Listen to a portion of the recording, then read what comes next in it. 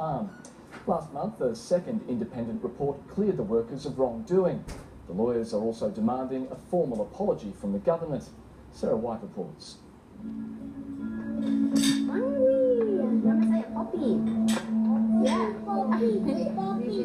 Poppy Brown is finishing her day at a centre for vulnerable children in Bali. She's moved here to rebuild her life after a year of social work at the detention centre on Nauru ended in false accusations and humiliation. We were in camp every single day. We were down there in the tents visiting families and providing intervention as best as we could in the situation that was provided to us. My role in the camp was to support them and to try and reduce and minimise any harm that their children and they might experience as a family unit within the camp. A year into Poppy Brown's placement on Nauru, the detention centre was at breaking point. There were reports of sexual assault of women and cases of self-harm.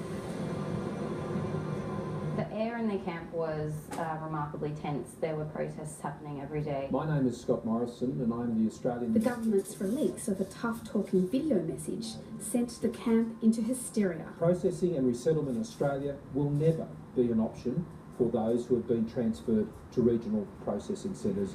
I happened to be in camp when that was being shown, and all of a sudden we just heard screaming and crying and yelling, and it was just chaos. If you are currently in Papua New Guinea or Nauru.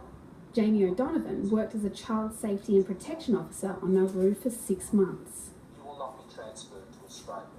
The mood just deteriorated quite significantly. People were quite traumatised by what they had heard. In Canberra, there were suspicions that some Save the Children workers were encouraging the protests. Poppy Brown was on her day off when the knock on the door came. We were told to immediately pack our bags. We were told to pack up our entire rooms. I was not allowed to have a shower at that point of the morning. We didn't know what was happening, but we were told we needed to get off site as soon as possible.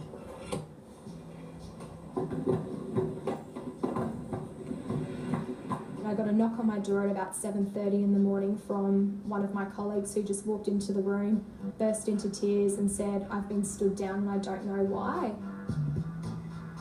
6 Save the Children staff working on Nauru and 4 who were on leave were issued with removal notices. My initial feelings were fear. I just had absolutely no idea what was happening, and I realised how serious the situation was. I was contacted by a senior official from the Department of Immigration and Border Protection and told that a notice was being issued under the contract demanding that we withdraw these staff.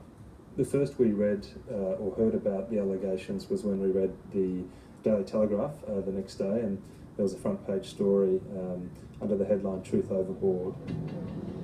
The workers returned to Australia distraught at the accusations of political activism levelled against them. The inquiry will also investigate claims that detention centre staff encouraged detainees to fabricate the claims.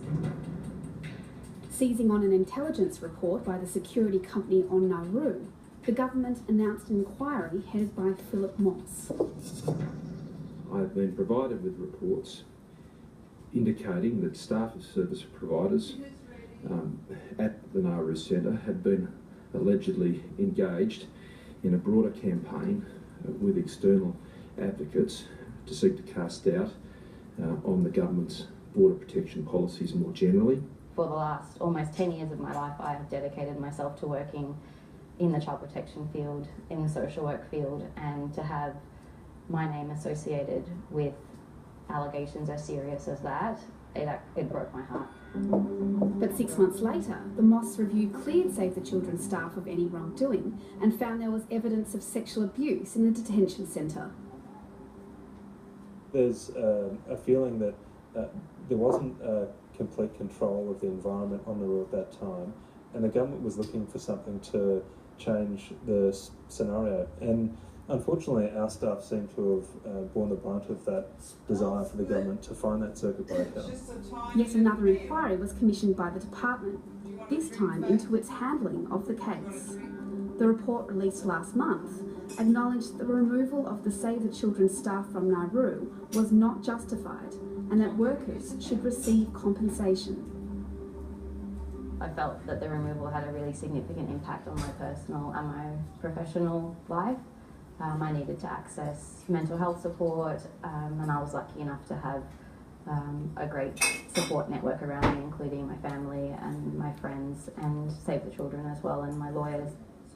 Since its release, the government has been reluctant to discuss the findings. I think the report speaks for itself, and those are matters for the Immigration Minister, because I'm focused on the economy. All right, Treasurer, thank you very much for speaking to AM. Thanks a lot. This was an incident that allegedly occurred, but it was before my time in the portfolio. I think if there's an issue around compensation, that's an issue for the lawyers, and no doubt those discussions will be underway. Did the government ever explain to the workers exactly the allegations that were against them? No, they didn't. But you can see from that it is really just a bare allegation. Today, the 9 workers lodged claims for compensation and a formal apology from the government. From my client's perspective, an apology is a very important part of them being put in the position they would otherwise have been in. That is, their reputations are intact, and there is some feeling that they've got some closure in this matter. In a statement, the Immigration Department said it is continuing to engage with Save the Children